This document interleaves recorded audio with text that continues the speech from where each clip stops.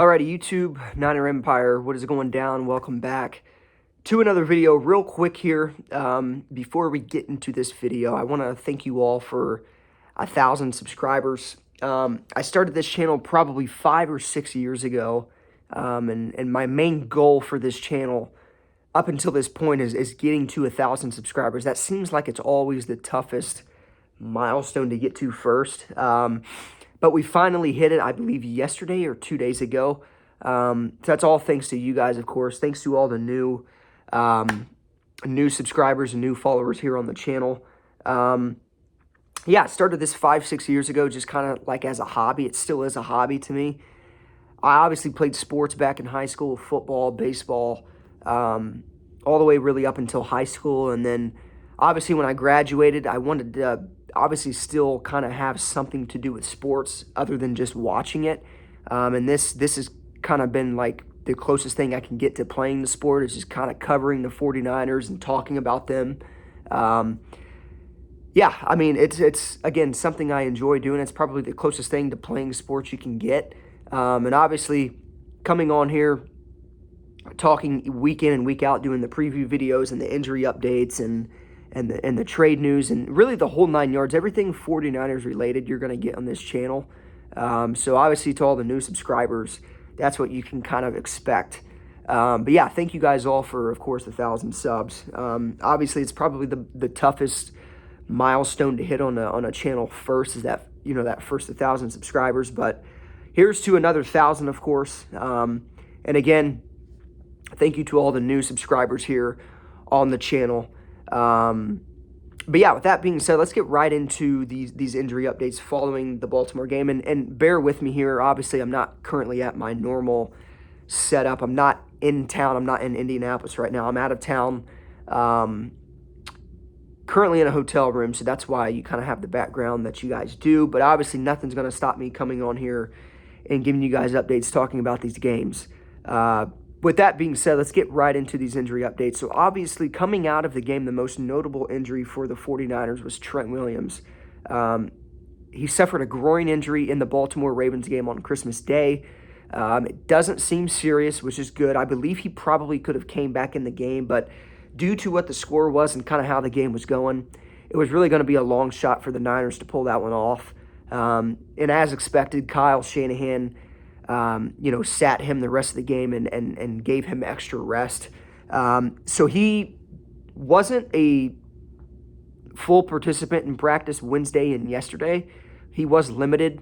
That's kind of a telling factor that this is not a very serious injury for Trent Williams, and I would expect him to be back playing on Sunday versus the Commanders. Now, with that being said, we don't know what his status will be today in terms of being a participant in practice, but I would expect him probably to be limited again. Trent Williams is somebody that doesn't need like 2 days of full participant in practices to play on Sunday. Like, this guy could have not practiced Wednesday, Thursday, and today, and he probably could still play, on Sunday. Now, again, if he didn't practice yesterday and today, that's a more telling factor that this injury is probably a little more serious. But knowing that he is limited the past 2 days, and up until this point he's suffered no setbacks, I would imagine Trent Williams suffered a minor groin injury and that he will be able to suit up against the Commanders. Obviously, we'll see how the practice goes today, and kind of how he feels going into the game on Sunday. But again, doesn't seem serious. That's big.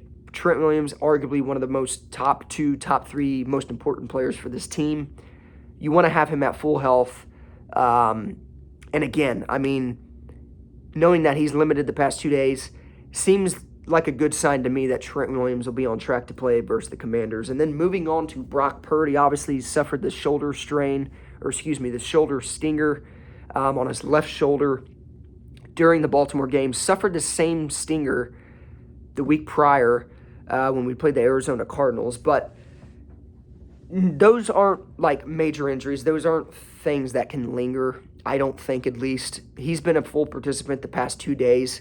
He's going to play Sunday. It's, again, not a serious injury. He talked about the stinger he had against the Cardinals in the Week 16 game, I believe, or the Week 15 game.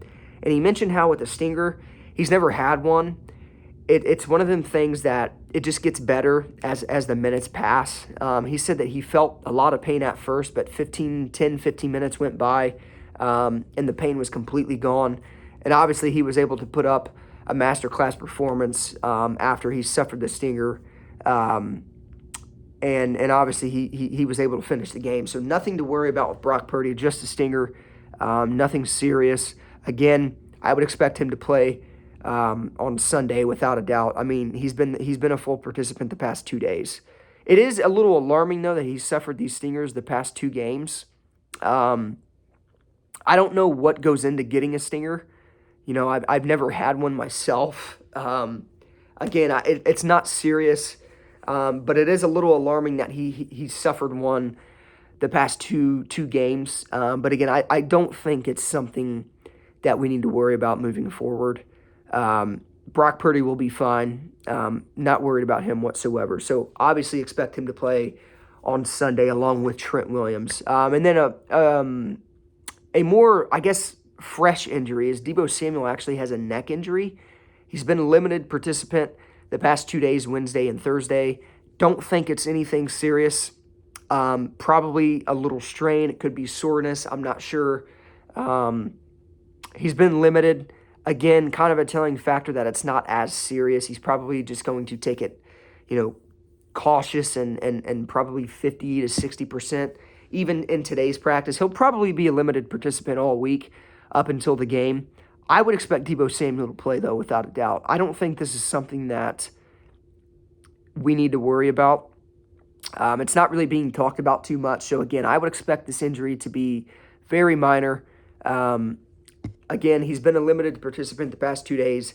I would expect him to suit up and play versus the Washington Commanders this upcoming Sunday. And then Javon Hargrave, obviously, been a limited participant the past 2 days, Wednesday and Thursday. He's dealing with a lingering hamstring injury that he's been dealing with the past 3 weeks.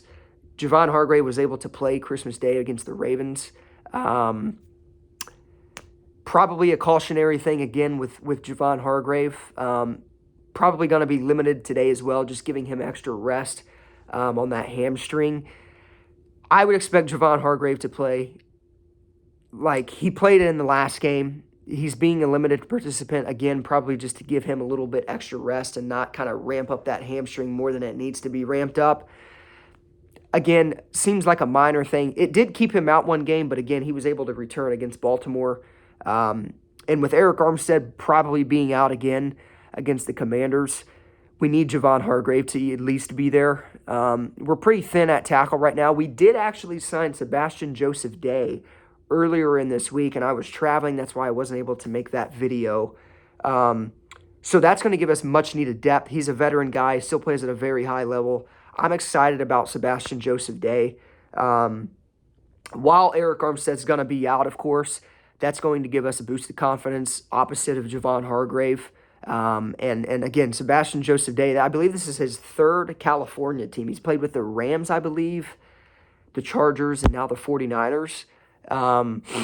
So that's a big addition for this defense. It's not only like a veteran type of signing, but this guy still plays at a very high level. He's a veteran guy. He understands this system. He's going to bode well with Hargrave while Arik Armstead is out, and he could definitely be a kind of a rotating piece in this defense on the defensive line. So I'm super excited about that signing. But yeah, again, I would expect Javon Hargrave to play, probably just giving him extra rest on the hamstring injury. Doesn't seem like it's too serious. And then finally, Arik Armstead, dealing with the foot and knee injury, of course. It's a Lisfranc injury, something similar to what he suffered last year, so a little bit more serious injury. He probably won't play against the Commanders. I don't even know if he'll play against the Rams following this game. Or not against the Rams. Against the... I can't remember who we play after Commanders. It may be the Rams, actually. Let's see. I'm almost positive it was the Rams. Yeah, so we play the Rams. Yeah, because we've only played them one time, and that was like week 2, week 3 in the regular season. But either way, with Arik Armstead, he could probably be out for that game as well. To be completely honest, at this point in time, keep him out against the Commanders, keep him out against the Rams, let him heal up to full full potential going into the playoffs when we're going to need a healthy team most. So again, I'll keep you guys updated on Arik Armstead. Kyle Shanahan initially said when he suffered the knee injury, I guess, against the Eagles, that he would probably be out against the Seahawks and the Cardinals, but that they would expect him to return against Baltimore. That obviously didn't happen. It's a more serious injury for Arik Armstead, which is unfortunate. And not only does he have the foot injury, but he's dealing with this knee injury on top of it. So a little more serious injury for Arik Armstead. Hopefully, he can play against the Commanders. Don't expect him to. If not, hopefully he can play against the LA Rams. And if he can't do that, fine by me. Get him healthy and ready to go for the playoffs. Other than that, I know with Jair Brown suffered a knee injury as well during the Baltimore game. He didn't practice the past 2 days. I don't know if I expect him to play Sunday. It could probably be like a game time decision. In that case, Logan Ryan is a guy that I would expect to step up for the 49ers and play in front of him.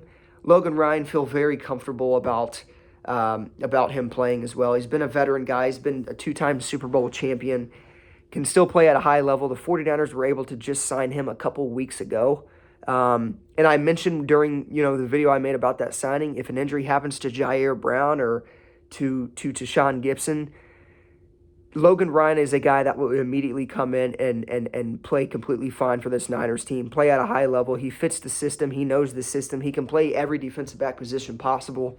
No worries with Logan Ryan if Jair Brown can't play. But again, knee injury. He hasn't practiced the past 2 days. I would expect him to probably be out against the Commanders. And then, we'll kind of see what happens moving on from there. Other than that, I know Oren Burks, he had the knee injury, kept him out last week. He's been limited the past 2 days. Aaron Banks has a toe injury. He didn't practice the past 2 days. I believe he suffered an ankle injury or a toe injury a couple weeks ago that kept him out for a couple of games. Knowing that he's got I want to say it's turf toe. Again, I don't know. But he, again, didn't practice the past 2 days. Kind of alarming for his status on Sunday versus the Commanders. We'll kind of have to see how that and what happens with that. And then Ross Dwelley has the ankle injury. He was limited on Wednesday, and he didn't end up practicing on Thursday. Could have been a setback there. Not sure. Again, I'll kind of keep you guys in the loop with him. Other than that, I know Jalen Moore has a concussion. He didn't practice Wednesday and Thursday. Probably won't play. Good news is Elijah Mitchell, the knee injury that he suffered that's kept him out, against the Ravens. I believe it kept him out the week prior as well. He seems like he's back to full health. He's been a full participant the past 2 days. The last notable injury I have here, Juwan Jennings. Juwan Jennings and Jordan Mason has an illness. He didn't practice and hasn't practiced the past 2 days. He might play.